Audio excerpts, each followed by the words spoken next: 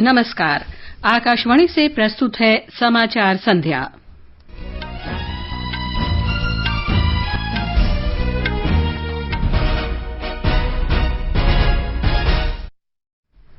प्रधानमंत्री नरेंद्र मोदी ने कहा, राष्ट्रीय शिक्षा नीति भारत को शिक्षा के वैश्विक केंद्र के रूप में स्थापित करेगी।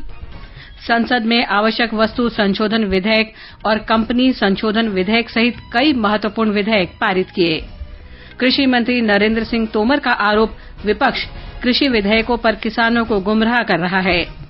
कोविड-19 से स्वस्थ होने की दर बढ़कर 80.86% हुई। प्रधानमंत्री कल 6 प्रमुख राज्यों और केंद्र शासित प्रदेशों में कोविड से निपटने की तैयारियों और प्रबंधन की समीक्षा करेंगे। और प्रवर्तन निदेशालय ने अंडरवर्ल्ड इकबाल मिर्ची की दुबई में 15 संपत्तियां जब्त की।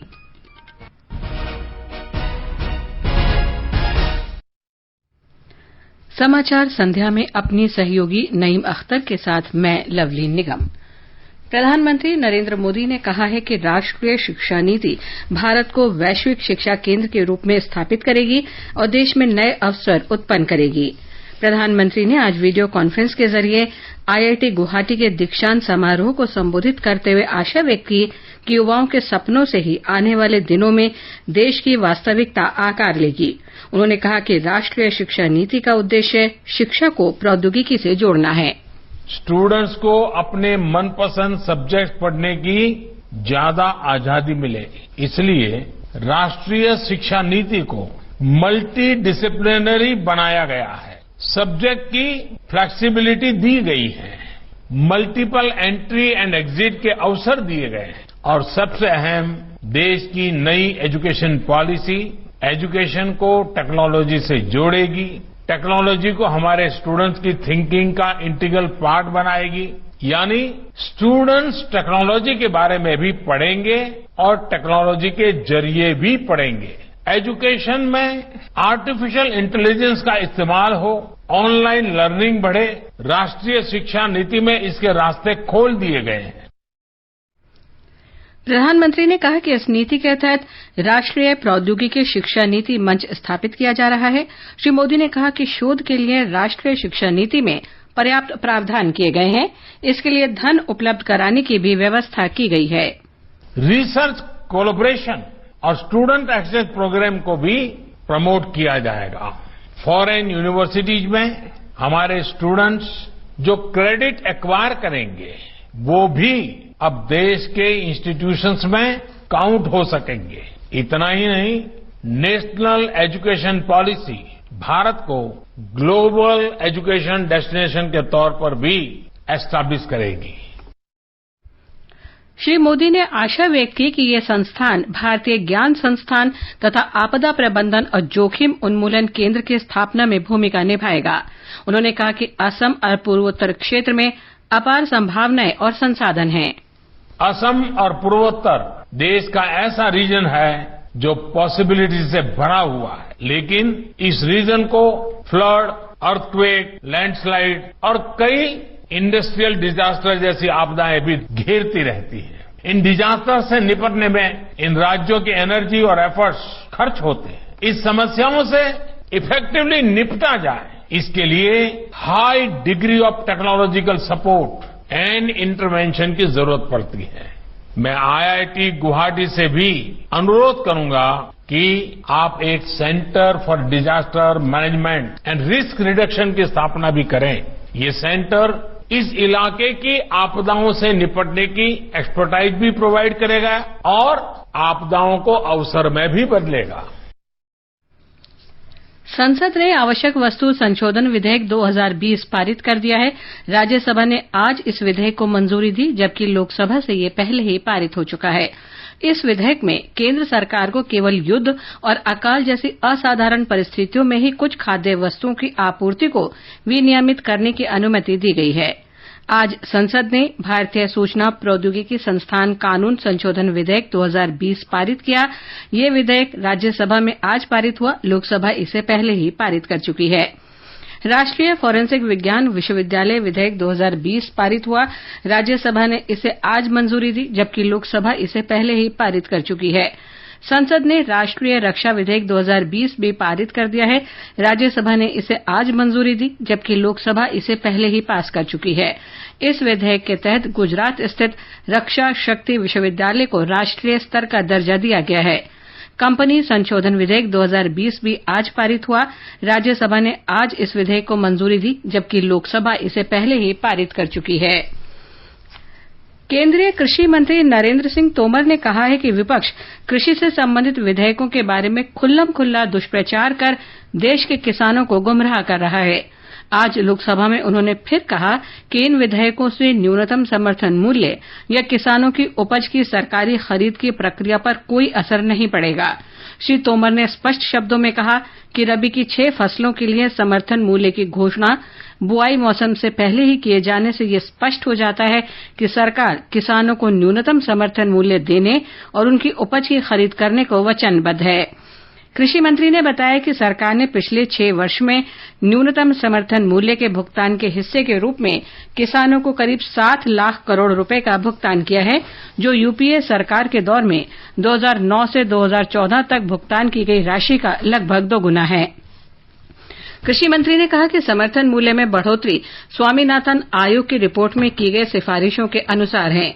उन्होंने जोर देकर कहा कि हाल में संसद में पारित कृषि संबंधी 2 विधेयकों का कृषि उपज विपणन समिति अधिनियम पर कोई असर नहीं पड़ेगा। श्री तोमर ने किसानों से अपील की कि वे विपक्षी दलों की झूठी और गुमराह करने वाली चालों के बहकावे में न आएं। उन्होंने कहा कि सरकार ने कोविड महामारी के दौर में देश में गेहूं खरीद केंद्रों की संख्या में 1.5 गुना और दलहनों तथा तिलहनों की खरीद केंद्रों में 3 गुना बढ़ोतरी की। केंद्रीय मंत्री रविशंकर प्रसाद ने कहा है कि राज्यसभा से निलंबित 8 सदस्यों के निलंबन को रद्द करने पर तभी विचार किया जाएगा जब वे सदन में अपने व्यवहार के लिए माफी मांग लेंगे। आज नई दिल्ली में पत्रकारों से बातचीत में श्री प्रसाद ने कहा कि सरकार को उम्मीद थी कि कांग्रेस राज्यसभा में विपक्षी सदस्यों के हुड़दंग का विरोध करेगी। उन्होंने स्पष्ट शब्दों में कहा कि राज्यसभा में सरकार के पास किसानों से संबंधित विधेयकों को पारित कराने के लिए स्पष्ट बहुमत था। सरकार की ओर से ये बात तब कही गई जब कांग्रेस के नेतृत्व वाले विपक्षी पार्टियों के 8 सदस्यों के निलंबन को रद्द करने की मांग करते हुए राज्यसभा से वॉकआउट किया। ये समाचार आकाशवाणी से प्रसारित किए जा रहे हैं। ताजा समाचार जानने के लिए आप हमारे Twitter handle @AIR News Hindi को फॉलो कर सकते हैं।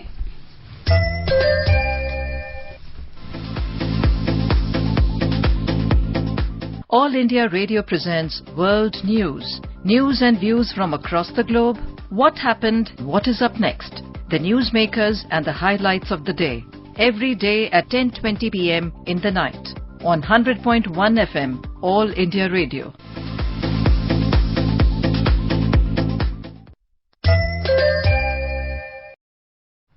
ये आकाशवाणी है।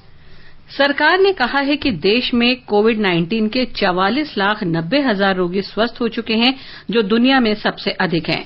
आज नई दिल्ली में पत्रकारों से बातचीत में स्वास्थ्य सचिव राजेश भूषण ने कहा कि दुनिया के कोविड-19 के कुल मामलों में से भारत का हिस्सा 17.7% है। भारत में विश्व के कुल 17.7% केसेस हैं कोविड के, जबकि विश्व की कुल रिकवरीज में भारत की हिस्सेदारी 19.5। यूएसए में विश्व के कोविड के केसेस के 22.4% हैं, जबकि यूएसए की भागीदारी रिकवरी में 18.6 है, जो भारत से कम। उसी प्रकार ब्राजील की जो हिस्सेदारी है कुल कोविड केसेस में विश्व में, वो 14.5% है और उनकी कुल भागीदारी रिकवरी में 16.8% है। श्री भूषण ने बताया कि स्वस्थ होने वालों की दर बढ़कर 80.86% हो गई है। केंद्रीय स्वास्थ्य सचिव ने जोर देकर कहा कि शुरू में ही रोग की पहचान कर ली गई, रोगियों को अलग थलग किया गया, उनके लिए अस्पतालों की व्यवस्था की गई। इस तरह के सभी प्रयासों से यह सफलता प्राप्त हुई है। इसके अलावा कोविड-19 की जांच पड़ताल की सुविधा में भी बढ़ोतरी हुई है। अब तक 6 करोड़ 50 लाख नमूनों की जांच की जा चुकी है। उन्होंने कहा कि भारत में सक्रिय कोविड-19 मामले कुल 55,62,663 के 1/3 से कम हैं।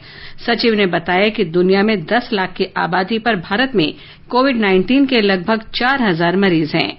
केसेस पर मिलियन पॉपुलेशन देखें तो आज भी हम विश्व में सबसे कम हैं। 4000 के लगभग हमारे यहाँ प्रति मिलियन केसेस हैं। अभी भी ऐसे देश हैं जहाँ 20,000 या 21,000 प्रति मिलियन केसेस की संख्या है। डेथ पर मिलियन उसमें भी हम सबसे कम वाले देशों में हैं। 64 मृत्यु प्रति मिलियन हमारे यहाँ कोविड से होती हैं। अन्य देशों में ये 500, 600 और 640 से भी अधिक है।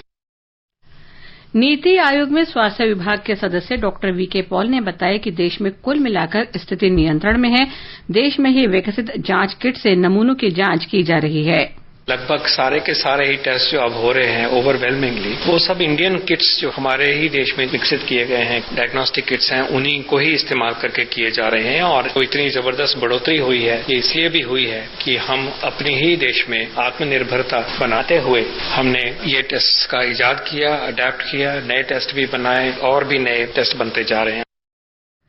भारतीय चिकित्सा अनुसंधान परिषद के महानिदेशक डॉक्टर बलराम भार्गव ने बताया कि सीरो सर्वेक्षण का दूसरा दौर पूरा हो चुका है और उसके परिणाम जल्द ही घोषित किए जाएंगे। राजस्थान में कोविड संक्रमण के 1912 नए मामले दर्ज हुए। पिछले 24 घंटों के दौरान 1528 मरीज ठीक हुए हैं। राज्य में स्वस्थ हुए लोगों की संख्या बढ़कर 98,812 हो गई है। एक रिपोर्ट। राज्य में कुल सक्रिय मरीजों की संख्या 18,614 है। इनमें सबसे ज्यादा 6,730 सक्रिय मरीज अकेले जयपुर में हैं। इसके अलावा जोधपुर और कोटा जिले भी कोरोना संक्रमण के कारण बुरी तरह प्रभावित हैं। कुल सक्रिय मरीजों में से 66% सक्रिय मरीज इन तीनों जिलों में हैं। जयपुर और जोधपुर में संक्रमित मरीजों को अस्पतालों में आसानी से बेड उपलब्ध नहीं हो पा रहे हैं। इसे देखते हुए राज्य सरकार ने 24 घंटे चलने वाला कंट्रोल रूम स्थापित किया है। जितेंद्र द्विवेदी, आकाशवाणी समाचार, जयपुर। आकाशवाणी का समाचार सेवा प्रभाग आज अपने फोन इन कार्यक्रम में हिंदी और अंग्रेजी में कोविड-19 पर विशेष परिचर्चा प्रसारित करेगा। ये कार्यक्रम आज रात 9:30 बजे से एफएम गोल्ड और अतिरिक्त मीटरों पर सुना जा सकता है। लेडी हार्डिंग मेडिकल कॉलेज में मेडिसिन की प्रोफेसर डॉक्टर मधुर यादव चर्चा में भाग लेंगी। श्रोता हमारे टोल फ्री नंबर 1800115767 पर फोन करके विशेषज्ञ से सीधे सवाल पूछ सकते हैं। लैंडलाइन नंबर है 01123331444। केंद्र शासित प्रदेश जम्मू कश्मीर के मुख्य सचिव बीवीआर सुब्रमण्यम ने आज जम्मू डिवीजन की बड़ी विकास परियोजनाओं की प्रगति की समीक्षा की। हमारे संवाददाता ने खबर दी है कि विकास परियोजनाओं में लगी विभिन्न एजेंसियों द्वारा क्रियान्वित सभी बड़ी परियोजनाओं की वर्तमान स्थिति के सभी पहलुओं पर विस्तार से चर्चा की गई। केंद्र शासित प्रदेश जम्मू कश्मीर में जम्मू जिले के सीमावर्ती अखनूर क्षेत्र में सुरक्षा बलों ने बड़ी मात्रा में गोला बारूद और हथियार बरामद किए हैं, जिन्हें ड्रोन से गिराया गया था। एक पाकिस्तानी ड्रोन ने अखनूर कस्बे से लगभग 12 किलोमीटर दूर पल्लनवाला क्षेत्र में एक सूखी नदी सुहाल खंड से ये हथियार और गोले गिराए थे।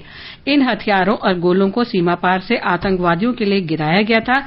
सीमा पार से आतंकवाद को बढ़ावा देने वाले आतंकवादी गुट ने ड्रोन से हथियार और गोला बारूद पहुंचाने का नया तरीका अपनाया है। प्रवर्तन निदेशालय ने धन शोधन निवारण अधिनियम के तहत सरगना अपराधी इकबाल मिर्ची के परिवार के सदस्यों की दुबई स्थित 15 संपत्तियों को अस्थायी रूप से जब्त कर लिया है। इन संपत्तियों में मिडवेस्ट होटल अपार्टमेंट और 14 अन्य व्यावसायिक तथा आवासीय संपत्तियां शामिल हैं। इन संपत्तियों का कुल मूल्य 10,15,20,000 अमाराती दिरहम है। भारतीय मुद्रा में इनका मूल्य लगभग 203 करोड़ रुपए है। प्रवर्तन निदेशालय पिछले वर्ष दिसंबर में 573 करोड़ रुपए मूल्य की संपत्तियों को अस्थायी रूप से जब्त करने के 2 आदेश जारी कर चुका है। इस तरह अब तक जब्त की गई संपत्तियों की कुल लागत 776 करोड़ रुपए है। एजेंसी ने पिछले वर्ष धन शोधन निवारण अधिनियम के प्रावधानों के अंतर्गत इकबाल मेनन उर्फ मिर्ची की कुछ अन्य लोगों के खिलाफ धन शोधन का मामला दर्ज किया था। तमिलनाडु के मुख्यमंत्री ई पलनीसामी ने कहा है कि राज्य में 14,000 करोड़ रुपए की अनुमानित लागत से कावेरी, वेग्गई और गुंदारू नदियों को जोड़ने की परियोजना पर अमल के लिए कदम उठाए जा रहे हैं। आज रामनाथपुरम में संवाददाताओं से बातचीत में मुख्यमंत्री ने कहा कि इस महत्वाकांक्षी योजना से करीब 1 लाख एकड़ जमीन की सिंचाई संभव हो सकेगी। रक्षा अनुसंधान और विकास संगठन डीआरडीओ ने आज अभ्यास नाम के तेज रफ्तार एक्सपेंडेबल एरियल टारगेट यान का सफल उड़ान परीक्षण किया। ओडिशा में बालेश्वर के अंतरिम परीक्षण केंद्र में किए गए इस परीक्षण के दौरान 2 परीक्षणों यानी यानों को सफलतापूर्वक उड़ाया गया, जिनका उपयोग विभिन्न मिसाइल प्रणालियों की क्षमताओं के आकलन के लिए लक्ष्य के रूप में किया गया है। ये समाचार हमारी वेबसाइट newsonair.com हिंदी और हमारे mobile app news on AIR पर भी उपलब्ध हैं।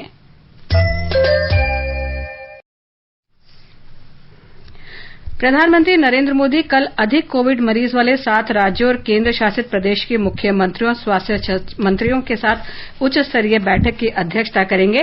बैठक के दौरान इन 7 राज्यों और केंद्र शासित प्रदेश में कोविड महामारी से निपटने और उसके प्रबंधन की स्थिति तथा तैयारियों की समीक्षा की जाएगी। अब प्रस्तुत है संसद में आज की कार्यवाही की समीक्षा। पहले पेश है राज्यसभा की समीक्षा। लेखक हैं पीटीआई भाषा के माधव चतुर्वेदी। राज्यसभा में आज का दिन विधायी कामकाज की दृष्टि से काफी महत्वपूर्ण रहा, क्योंकि इस दिन 7 विधेयकों को संक्षिप्त चर्चा के बाद पारित किया गया। लोकसभा में 19 सितंबर को पारित कंपनी संशोधन विधेयक 2020 को राज्यसभा ने आज संक्षिप्त चर्चा के बाद ध्वनिमत से पारित किया। विधेयक को विभिन्न शमनीय कंपाउंडेबल कृत्यों को अपराध के दायरे से बाहर करने और देश में कारोबार की सुगमता को बढ़ावा देने के उद्देश्य से लाया गया है। इस विधेयक में मूल कानून की 48 धाराओं में संशोधन का प्रावधान है, ताकि विभिन्न कृत्यों को अपराध श्रेणी से बाहर किया जा सके। उच्च सदन में विधेयक पर हुई चर्चा का जवाब देते हुए वित्त मंत्री निर्मला सीतारामन ने कहा, कंपनी कानून 2013 में अभी तक कुछ मुद्दे हैं, जिसके चलते सरकार संशोधनों को लेकर सदन में आती रही है। संबंधित विभिन्न पक्षों का कहना है कि यह कानून अभी तक उनकी मदद नहीं कर पा रहा है और इसकी अनुपालना में भी कुछ दिक्कतें आ रही हैं। वित्त मंत्री ने जोर देकर कहा कि धोखाधड़ी, फर्जीवाड़ा और लोक हित को नुकसान पहुंचाने वाले लोगों के साथ कड़ाई से निपटा जाएगा। वहीं विधेयक पर हुई चर्चा में अधिकतर सदस्यों ने व्यापारियों पर अनावश्यक कानूनी दबाव नहीं डाले जाने और कारोबारी सुगमता को बढ़ावा देने की बात पर बल दिया। विधेयक पर चर्चा में भाजपा के महेश पोद्दार, बीजू जनता दल के सुजीत कुमार, वाईएसआर कांग्रेस के विजय साई रेड्डी और तेलुगु देशम पार्टी के रविंद्र कुमार ने भी भाग लिया। कंपनी संशोधन विधेयक 2020 के साथ साथ सदन ने संक्षिप्त चर्चा के बाद आवश्यक वस्तु संशोधन विधेयक को भी ध्वनिमत से पारित किया। लोकसभा में इसे पहले ही 15 सितंबर को पारित किया जा चुका है। इस विधेयक में अनाज, तिलहनों, खाद्य तेलों, प्याज एवं आलू को आवश्यक वस्तुओं की सूची से बाहर करने का प्रावधान है। ये विधेयक कानून बनने के साथ ही इससे संबंधित अध्यादेश का स्थान ले लेगा। इस विधेयक में प्रसंस्करणकर्ताओं और मूल्यवर्धन करने वाले पक्षों को स्टॉक सीमा से छूट दी गई है। विधेयक पर हुई संक्षिप्त चर्चा का जवाब देते हुए उपभोक्ता मामलों तथा खाद्य एवं सार्वजनिक वितरण राज्य मंत्री राव साहेब दानवे ने कहा, कानून के जरिए स्टॉक की सीमा थोपने से कृषि क्षेत्र में निवेश में अड़चनें आ रही हैं। 6.5 दशक पुराने इस कानून में स्टॉक रखने की सीमा राष्ट्रीय आपदा तथा सूखे की स्थिति में मूल्यों में भारी वृद्धि जैसे आपात हालात उत्पन्न करने पर ही लागू की जाएगी। साथ ही उन्होंने कहा कि ये संशोधन किसानों एवं उपभोक्ताओं दोनों के पक्ष में है। इस कदम से कृषि क्षेत्र में निवेश बढ़ेगा तथा अधिक भंडारण क्षमता सृजित होने से फसलों की कटाई के पश्चात होने वाले नुकसान को कम किया जा सकेगा। विधेयक पर हुई चर्चा में भाजपा के गोपाल नारायण सिंह, अन्ना द्रमुक के एसआर सुब्रमण्यम, बीजू जनता दल के अमर पटनायक, जनता दल यूनाइटेड के रामचंद्र प्रसाद सिंह, तेलुगु देशम पार्टी के रविंद्र कुमार तथा टीएमसी-एम के जी ने हिस्सा लेते हुए इसके विभिन्न प्रावधानों पर अपने मत रखे।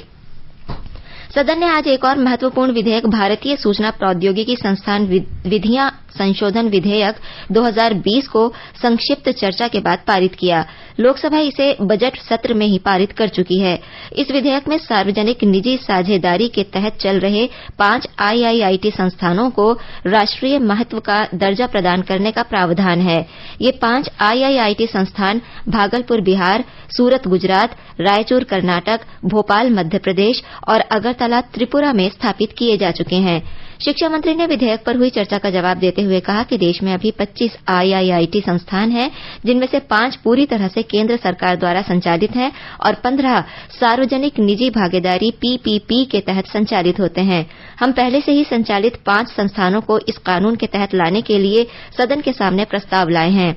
इन विधेयकों के अलावा सदन ने आज बैंककारी विनियमन संशोधन विधेयक, राष्ट्रीय न्यायालयिक विश्वविद्यालय विधेयक और राष्ट्रीय रक्षा विश्वविद्यालय विधेयक भी संक्षिप्त चर्चा के बाद ध्वनिमत से पारित किए।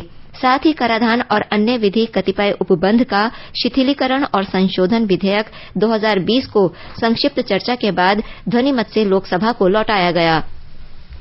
एक तरफ आज जहां सदन में 7 विधेयक पारित किए गए, वहीं 8 विपक्ष के सदस्यों को शेष सत्र के लिए निलंबित किए जाने के निर्णय के विरोध में प्रतिपक्ष के कई दलों ने सदन की कार्यवाही में भाग नहीं लिया। सबसे पहले कांग्रेस ने कार्यवाही का बहिष्कार किया। इसके बाद आप, तृणमूल कांग्रेस और वाम दलों, राष्ट्रवादी कांग्रेस पार्टी, समाजवादी पार्टी और राष्ट्रीय जनता दल के सदस्यों ने भी सदन की कार्यवाही का बहिष्कार किया।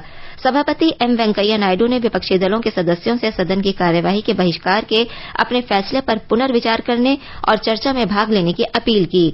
संसदीय कार्य मंत्री प्रहलाद जोशी ने स्पष्ट किया कि सरकार निलंबित सांसदों को सदन से बाहर रखने के लिए जिद पर नहीं है। अगर वो सदस्य खेद व्यक्त करते हैं तो सरकार इस पर गौर करेगी। वहीं पूर्व प्रधानमंत्री HD देवेगौड़ा ने सदन की कार्यवाही चलाने के लिए सरकार और विपक्ष को एक साथ बैठकर फैसला करने की बात कही। इससे पहले विपक्ष के नेता गुलाम नबी आजाद ने कहा कि विपक्ष 8 सदस्यों का निलंबन रद्द होने तक सदन की कार्यवाही का बहिष्कार करेगा। इस बीच उच्च सदन में आज शून्यकाल में विभिन्न दलों के सदस्यों ने लोक महत्व के कई विषय उठाए। समाजवादी पार्टी रवि प्रकाश वर्मा ने बच्चों को उत्पीड़न से बचाने की मांग करते हुए उनके बेहतर भविष्य के लिए देश में अगले 10 वर्ष तक बच्चों पर केंद्रित योजना बनाए जाने और स्थानीय निकायों को बच्चों को सुरक्षित माहौल देने के लिए सीधे तौर पर जवाबदेह बनाए जाने का सुझाव दिया। साथ ही पाकिस्तान की नौवहन एजेंसी द्वारा पकड़े गए 56 भारतीय मछुआरों जो कि अपने ही जल क्षेत्र में थे को रिहा करने की मांग करते हुए उन्होंने कहा कि सरकार वहां समुचित प्राधिकार से बातचीत करे। शून्यकाल में कांग्रेस के मल्लिकार्जुन खड़गे ने बेरोजगारी का मुद्दा उठाते हुए कहा कि कोरोना वायरस महामारी ने इस समस्या को और अधिक विकराल कर दिया है। वहीं विशेष उल्लेख के तहत भी लोक महत्व से जुड़े कई मुद्दे उठाए गए। और अब सुनिए लोकसभा में हुई कार्यवाही की समीक्षा। लेखक हैं PTI भाषा के दीपक रंजन। आज लोकसभा में उपजीविका जन्य सुरक्षा, स्वास्थ्य और कार्यदशा संहिता 2020, औद्योगिक संबंध संहिता 2020 और सामाजिक सुरक्षा संहिता 2020 पारित हुई। चर्चा का जवाब देते हुए श्रम मंत्री संतोष कुमार गंगवार ने कहा कि कई ऐसे कानून थे जो 50 साल पुराने हो गए थे, उनमें बदलाव जरूरी था। नए संशोधनों से श्रमिकों के लिए सामाजिक सुरक्षा सुनिश्चित होगी। उन्होंने सदस्यों से इन संहिताओं को पारित कराने की अपील करते हुए कहा कि जरूरी सेवाओं से जुड़े श्रमिकों को सामाजिक सुरक्षा के दायरे में लाया गया है। गंगवार ने कहा कि सरकार प्रवासी मजदूरों को लेकर काफी संवेदनशील है। अब प्रवासी मजदूरों का डेटा बैंक तैयार करने का प्रावधान किया जा रहा है। उन्होंने कहा कि ये व्यवस्था की जा रही है कि प्रवासी मजदूरों को उनके मूल निवास जाने के लिए नियोक्ता द्वारा साल में एक बार यात्रा भत्ता दें। श्रम मंत्री ने कहा कि वर्तमान कानून में दुर्घटना होने की स्थिति में जुर्माने की राशि पूरी तरह से सरकार के खाते में जाती थी, लेकिन नए कानून में जुर्माने की राशि का 50% पीड़ित को देने की बात कही गई है। उन्होंने कहा कि कामकाज के बदले परिवेश में श्रम कानूनों में संशोधन जरूरी है और सरकार की तरफ से लाए गए विधेयकों से श्रमिकों के लिए सामाजिक सुरक्षा सुनिश्चित होगी। चर्चा में भाग लेते हुए बीजू जनता दल के पिनाकी मिश्रा ने कहा कि ये असाधारण विधायी कामकाज है। इस तरह की कवायद पहले संसद में नहीं हुई, जहां 4 संहिताओं में कई कानूनों को रखा गया है।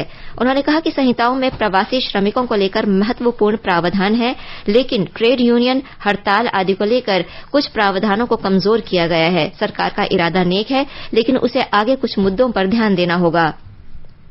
भाजपा के डॉक्टर वीरेंद्र कुमार ने केंद्रीय श्रम अधिनियमों में समय के साथ मूलभूत परिवर्तन करने को केंद्र सरकार की क्रांतिकारी पहल बताया।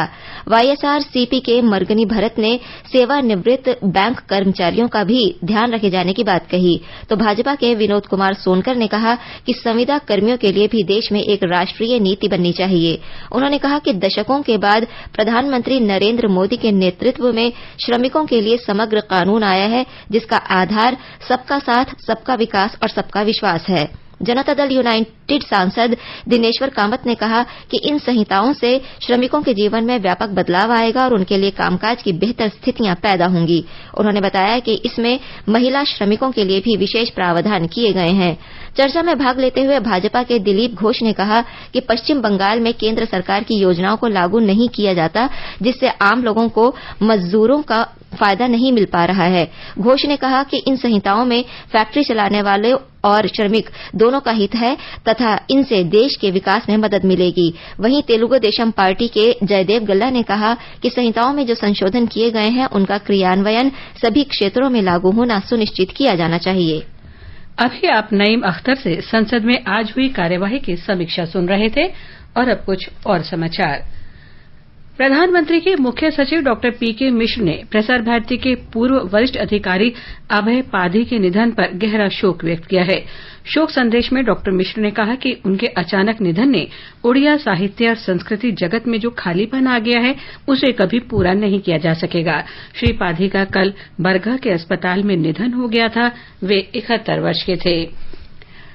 उत्तर प्रदेश सरकार ने राज्य में सूचना और मनोरंजन क्षेत्र और फिल्म सिटी का निर्माण करने का फैसला किया है और फिल्म बिरादरी के लोगों को उत्तर प्रदेश आने का खुला आमंत्रण दिया है। इसमें विश्व स्तर की सभी नागरिक, सार्वजनिक और टेक्नोलॉजी संबंधी सुविधाएं उपलब्ध होंगी। एक रिपोर्ट।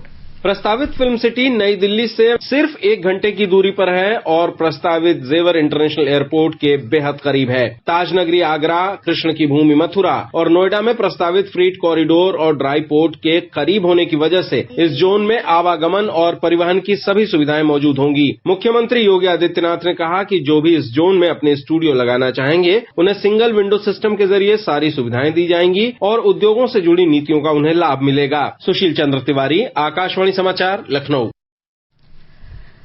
फिट इंडिया अभियान की पहली जयंती के सिलसिले में बृहस्पतिवार को प्रधानमंत्री नरेंद्र मोदी राष्ट्रव्यापी ऑनलाइन फिट इंडिया डायलॉग के दौरान नागरिकों और लोगों को चुस्त दुरुस्त रहने के लिए प्रेरित करने वालों से संवाद करेंगे। इस ऑनलाइन बातचीत में भाग लेने वाले लोग फिटनेस संबंधी अपने अनुभवों को दूसरे प्रतिभागियों के साथ साझा करेंगे और फिटनेस के बारे में प्रधानमंत्री के विचारों से भी प्रेरणा लेंगे। इस ऑनलाइन वार्ता में क्रिकेटर विराट कोहली से लेकर मॉडल मिलिंद सोमन और आहार विशेषज्ञ ऋजुता दिवेकर जैसी अनेक जानी मानी हस्तियों के भी हिस्सा लेने की संभावना है। आप भी 24 सितंबर को दोपहर 11:30 बजे एनआईसी की वेबसाइट pmindiawebcast.nic.in पर क्लिक करके फिट इंडिया डायलॉग में शामिल हो सकते हैं। और अब एक नजर कल के मौसम के पूर्वानुमान पर। राष्ट्रीय राजधानी दिल्ली में आमतौर पर बादल छाए रहेंगे तथा सामान्य बारिश या बूंदाबांदी हो सकती है। न्यूनतम तापमान 26 और अधिकतम 35 डिग्री सेल्सियस के आसपास रहने का अनुमान है। मुंबई में सामान्य तौर पर बादल छाए रहेंगे तथा हल्की बारिश होने की संभावना है। न्यूनतम तापमान 26 और अधिकतम 35 डिग्री सेल्सियस के आसपास बना रहेगा। चेन्नई में भी आमतौर पर बादल छाए रहेंगे, बूंदाबांदी हो सकती है।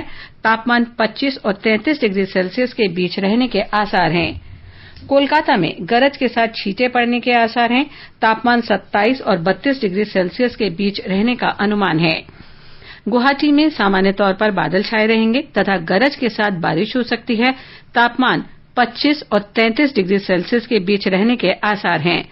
उत्तर भारत में जम्मू में न्यूनतम तापमान 24 जबकि अधिकतम तापमान 37 डिग्री सेल्सियस के आसपास रह सकता है। शहर में आसमान आमतौर पर साफ रहेगा। श्रीनगर में न्यूनतम तापमान 10 जबकि अधिकतम 30 डिग्री सेल्सियस रह सकता है। यहां भी आमतौर पर आसमान साफ रहेगा। लद्दाख में भी सामान्यतः आसमान साफ रहेगा। तापमान 2 और 24 डिग्री सेल्सियस के बीच रहने का अनुमान है। गिलगित में तापमान 10 से 35 डिग्री सेल्सियस के बीच रहेगा। यहां भी आमतौर पर आसमान साफ रह सकता है, लेकिन दोपहर या शाम को आंशिक रूप से बादल छाए रहने की संभावना है। मुजफ्फराबाद में आमतौर पर आसमान साफ रहेगा। तापमान 15 और 35 डिग्री सेल्सियस के बीच रहने का अनुमान है।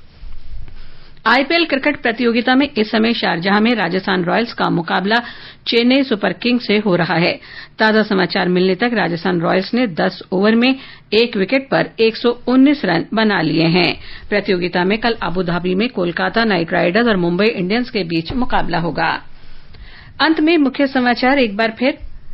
प्रधानमंत्री नरेंद्र मोदी ने कहा, राष्ट्रीय शिक्षा नीति भारत को शिक्षा के वैश्विक केंद्र के रूप में स्थापित करेगी। संसद में आवश्यक वस्तु संशोधन विधेयक और कंपनी संशोधन विधेयक सहित कई महत्वपूर्ण विधेयक पारित किए। कृषि मंत्री नरेंद्र सिंह तोमर का आरोप, विपक्ष कृषि विधेयकों पर किसानों को गुमराह कर रहा है। कोविड-19 से स्वस्थ होने की दर बढ़कर 80.86% हुई। प्रधानमंत्री कल कोविड से अधिक प्रभावित 6 प्रमुख राज्यों और केंद्र शासित प्रदेशों में कोविड से निपटने की तैयारियों और प्रबंधन की समीक्षा करेंगे। और प्रवर्तन निदेशालय ने अंडरवर्ल्ड इकबाल मिर्ची की दुबई में 15 संपत्तियां जब्त की। इसके साथ ही समाचार संध्या का ये अंक समाप्त हुआ। नमस्कार।